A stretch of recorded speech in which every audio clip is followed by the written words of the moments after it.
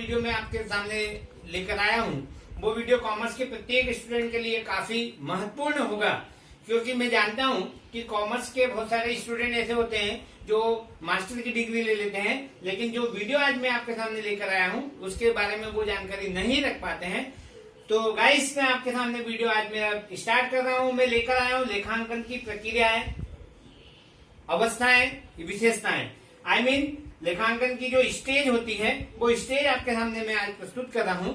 लेखांकन की सीढ़ियां, सीढ़ी बाय सीढ़ी हमारा काम होता जाता है। जैसे हमें घर के ऊपर छत पर जाना है तो छत पर जाने के लिए हम निश्चित सीढ़ियों का उपयोग करते हैं, उसी प्रकार से आज मैं आपको लेखांकन का कार्य कहाँ स्टार्ट होता है और लेखांकन का कार्य कहाँ जाकर समाप्त हो जाता है वो आपके सामने आज मैं पेश कर रहा हूँ। ये कॉमर्स के प्रत्येक स्टूडेंट के लिए बहुत महत्वपूर्ण वीडियो होगा और बहुत मददगार वीडियो होगा।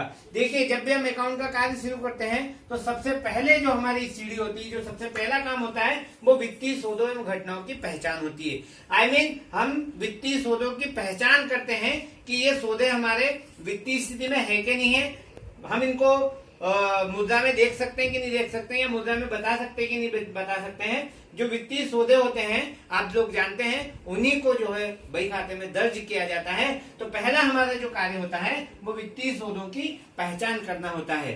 दूसरा हमारा जो कार्य होता है वो मापन होता है। मापन का मतलब होता है कि जिस देश में हमारा कुछ सौदा हुआ उस देश की मुद्रा के अनुसार उस सौदे को मापना, वो हमारा मापन कहलाता है। ये हमारे बही खाते का दूसरा चरण, या हम कहें दूसरी सीढ़ी। पहली सीढ़ी हमारी हो गई वित्तीय सौदों एवं घटनाओं की पहचान, दूसरी सीढ़ी हमारी हो गई मापन। जब हम माप लेते हैं तब जाके हम आगे हमारी तीसरी सीढ़ी पे जाते हैं। हमारी तीसरी सीढ़ी होती है अभिलेखन।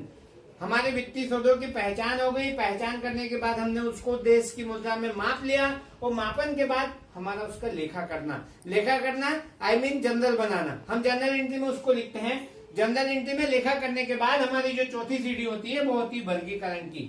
हम उसका क्लासिफिकेशन करते हैं, अलग अलग वर्गीकरण करते हैं, अलग अलग बांटते हैं, खाता बही बनाते हैं। खाता बही में अलग अलग खातों में हम उसकी पोस्टिंग करते हैं।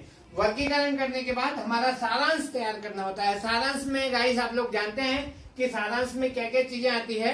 हम वर्गीकरण करने के बाद तलपट बनाते हैं। तलपट बनाने के बाद हम उसका सारांश तैयार करते हैं, यानी कि trading account, profit and loss account and balance sheet तैयार करते हैं।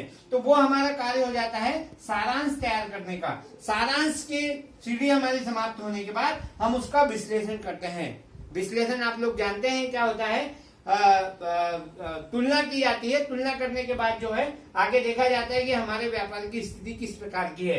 विश्लेषण करने के बाद जो हमारी छठी सीढ़ी है उसके बाद उसका निर्वचन किया जाता है। निर्वचन किया जाता है यानी कि भविष्य की जो संभावना है उन संभावनाओं को तलाशा जाता है, और उन संभावनाओं को तलाशने के बाद हमारा जो बही खाते का आखिरी कार्य होता है, अंतिम जो सीढ़ी होती है वो होती है संप्रेषण की। हम संप्रेषण करते हैं, यानी कि जिसको सूचना देनी चाहिए उस व्यक्ति तक वो सूचना हम पहुंचाते हैं, वो हमारा संप्रेषण होता है। इस प्रकार से हमारे बही खाते का जो कार्य है वो एंड होता है। तो हमने देखा गाइस, पहले हमारी सीढ़ी वित्तीय सौदों की पहचान होती है। वित्तीय सौदों की पहचानने के बाद हमें जो लास्ट सीढ़ी है वो संप्रेषण करना होता है। इस प्रकार से ये हमारी बही खाते की सीढ़ियां होती है। इन सीढ़ियों के हिसाब से हमें बही खाते का काम करना पड़ता है। आई मीन ये अवस्थाएं होती है, इन अवस्थाओं के हिसाब से हमें पूरा बही खाते का कार्य करना पड़ता है।